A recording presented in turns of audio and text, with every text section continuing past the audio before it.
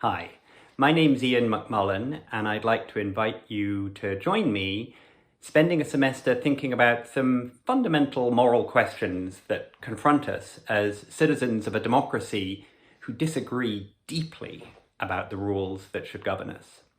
My guess is that many of you are citizens of a democracy that's very much like that, deeply divided, mired in very difficult kinds of disagreement. Even those of you who aren't citizens of a democracy like that may find that you will be in the future. And really the fundamental question we're going to ask together is, when is it okay and when is it not okay to use the power of the government to force our fellow citizens to do things that they don't think they should have to do? That, I think, fundamentally is the question of democracy and disagreement that we're going to be working through together in my course.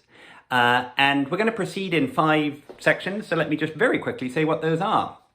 The first section explores the idea that democracy isn't, or at least shouldn't, fundamentally be about casting and counting votes. That democracy is not fundamentally a system where the majority gets to boss the minority around.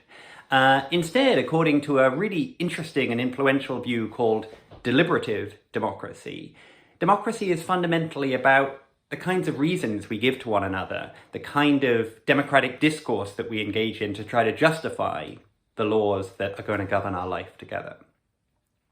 Now, those reasons depend upon our political beliefs.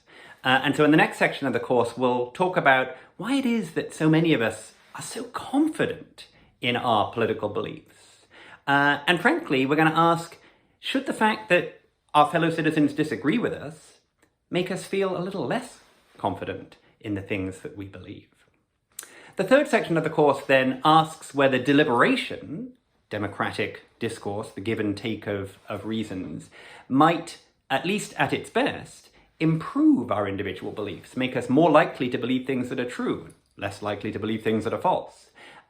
Might deliberation be a way to make collective decisions together as a society in a better, more accurate way?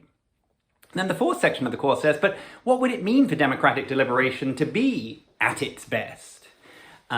We've talked a lot, or we will have talked a lot in the course, about reasoning together, but lots of political discourse doesn't look like reasoning. It looks like rhetoric, or it looks like storytelling, or other kinds of tools of persuasion. What role do those tools play in good democratic deliberation? And then finally, we'll turn to the moral questions that are posed by a particularly important and difficult source of political disagreement, and that's religion. What role should a person's religious convictions play in their political behavior? Should we try to set aside our religious beliefs when we act in our public role as citizens? Or is that suggestion that we can set our religious beliefs aside misguided? Is it unfair to people who have strong religious convictions? Is it perhaps even incoherent?